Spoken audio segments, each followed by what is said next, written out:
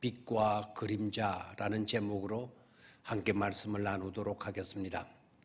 오늘 우리가 묵상하게 될 본문의 말씀은 잠언 17장 9절의 말씀입니다. 같이 읽도록 하겠습니다. 허물을 덮어주는 자는 사랑을 구하는 자요, 그것을 거듭 말하는 자는 친한 벗을 이간하는 자니라. 허물을 덮어주는 자는 사랑을 구하는 자요, 그것을 거듭 말하는 자는 친한 벗을 이간하는 자니라. 아멘. 예수님께서는 그 누구도 할 수 없는 엄청난 일을 행하시고도 사람들의 스포트라이트를 받거나 기자회견을 자처하거나 우리에게 둘러싸여서 쌓인 공세를 펼치시는 그런 분은 아니셨습니다. 이곳저곳 또한 불려다니면서 간증을 하지도 않으셨습니다. 성자 하나님께서 하신 일이신데도 그러하셨습니다. 그저께 손흥민 축구선수가 골을 3골이나 넣었고 어저께는 2골을 넣었다라고 하는 이 뉴스가 굉장했습니다. 신문에도 대서특필로 그의 사진까지 골을 넣는 장면까지 큰 사진으로 이렇게 보도되기도 했습니다. 그 뉴스를 듣는 우리도 얼마나 뿌듯했는지 모릅니다. 그런데 주님은 그런 정도의 일이 아닌 엄청난 구속의 역사를 행하시고도 이상하게도 자신을 드러내지 않으시고 그림자, 즉 그늘 속으로 들어가셔서 지내셨습니다. 그것도 생활하기가 불편한 광야로 가셔서 제자들과 함께 지내십니다. 지금 이 시대에서 이해가 되십니까? 온통 자신을 드러내려고 하는 세상에서 말입니다. 일부러라도 자신을 드러내지 않으면 누구 하나 알아주는 사람이 한 사람이라도 있기나 한 것입니까? 다들 무시해버리고 사람 취급이나 하겠느냐고 따지고 듭니다. 물론 그럴 것입니다. 그렇더라도 그런 것도 일부분에 지나지 않는다는 것을 잊지 말아야 합니다.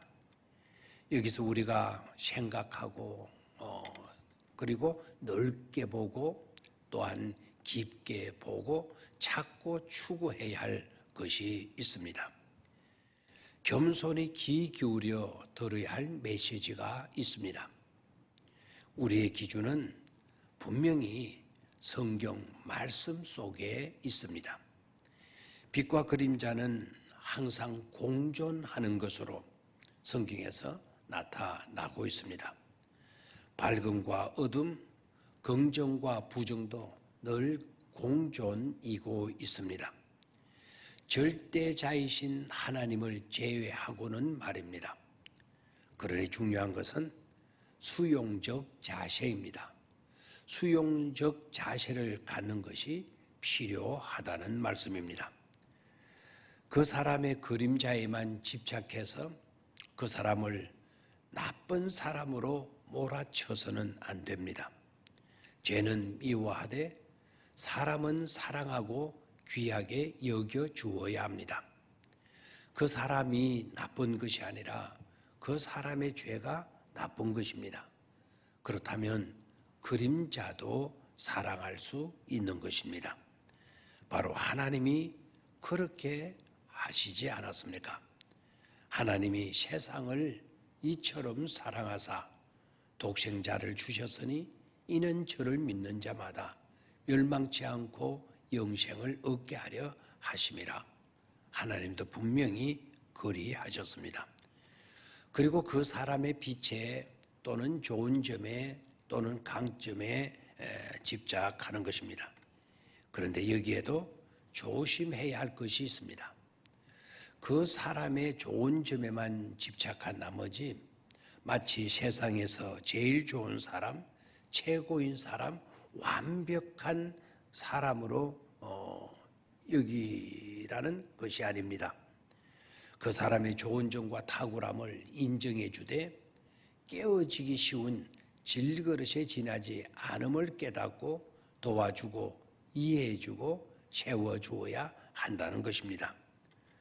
완벽한 사람으로 알았다가 나중에 그게 아님을 깨닫고는 실망했다느니 상처를 받았다느니 하는 그런 일들은 하지 말아야 합니다. 우리의 삶의 현장에서도 마찬가지입니다. 우리의 노력과 헌신이, 우리의 순수한 사랑과 섬김이 항상 좋은 반응으로만 나타나는 것이 아님을 볼 수 있습니다. 따스한 눈길로 보아주는 사람이 있는가 하면 언제나 초를 치는 사람도 있습니다. 주님께서 행하신 일에도 물론 그리했습니다. 그러기에 폭넓은 안목과 생각을 가지는 것이 중요합니다. 지금 그림자가 있다라는 것은 그 바로 곁에 빛이 있다는 것이고 또한 실체가 있다는 것입니다. 그리고 밝음에 설 수 있도록 이끌어 주는 것입니다. 즉 이쪽 저쪽을 옮겨 다니면서 이간이나 하고 다니는 이간자가 아니라 항상 죽이는 일을 모의하는 그런 자가 아니라 믿는 사람이 되고 살리는 일을 즐겨하는 자로 삶의 좌표를 그릴 수 있도록 해야 한다는 말씀입니다. 어떤 한 사람이 있었습니다. 그에게는 매일매일 따라다니며 항상 그의 곁에 항상 함께해 주는 그림자가 있었습니다. 그는 그림자에게 잘해 주었고 그림자는 말없이 그의 곁에서 자기의 자리를 굳게 지켰습니다. 어느 날 질투 많은 바람이 그의 곁을 지나며 말했습니다. 왜 그림자에게만 잘해주세요? 그러자 그는 그림자는 항상 내 곁에 있어주기 때문이지 하고 대답했습니다. 바람이 다시 말했습니다. 아니에요. 그림자는 당신이 기쁘고 밝은 날만 잘 보이지 어둡고 추울 때는 당신 곁에 있지 않았다고요. 이 사람이 가만히 생각해 보니 그 말이 맞는 것 같았습니다. 그의 말처럼 힘들고 슬프고 어두울 때에는 항상 그림자는 어딘가 떠나 보이지 않았던 거였습니다. 그는 화가 났습니다. 그리고 그림자에게 가서 더 이상 내 곁에 있지 말고 가버리거라 라고 말해버렸습니다. 그 한마디에 그림자는 조용히 사라졌답니다.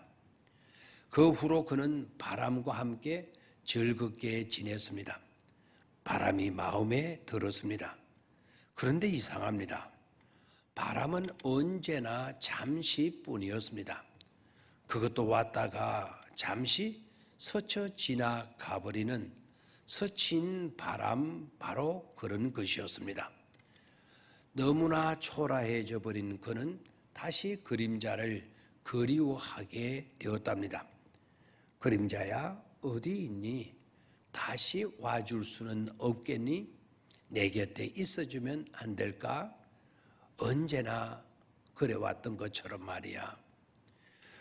어디선가 그림자는 다시 나와서 조용히 그의 곁에 있어 주었습니다. 그리고 그림자는 이렇게 말합니다. 난 항상 당신 곁에 있었답니다. 다만 어두울 때는 당신이 보지 못했기 때문입니다. 왜냐고요? 힘들고 슬프고 어두울 때는 난 당신에게 더 가까이 다가가고 있었기 때문이에요. 너무나 가까이 있어서 당신이 바라볼 수 없었나 봐요.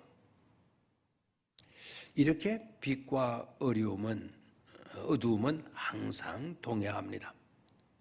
누구나 가까이 해주고 늘 함께 해주는 분의 고마움을 잊어버릴 때가 있습니다.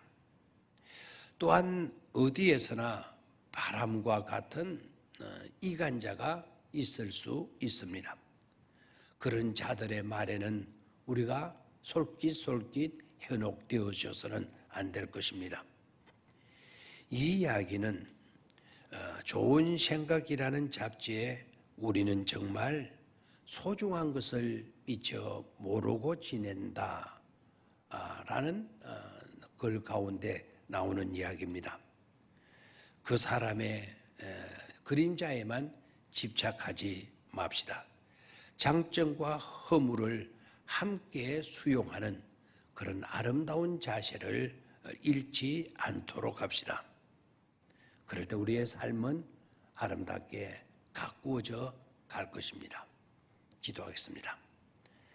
사랑의 아버지 하나님, 우리로 하여금 빛과 어두움의 공존을 깨닫게 하시고 존경과 사랑으로 덮어줌의 삶을 살게 하여 주옵소서. 늘 함께하여 주고 늘 곁에 있어줌에 고마움을 잃지 않는 아름다운 마음들 되게 하여 주시옵소서. 예수님의 이름으로 기도드리옵나이다. 아멘. 오늘도 복된 하루로 살아가실 수 있게 되기를 바랍니다. 감사합니다.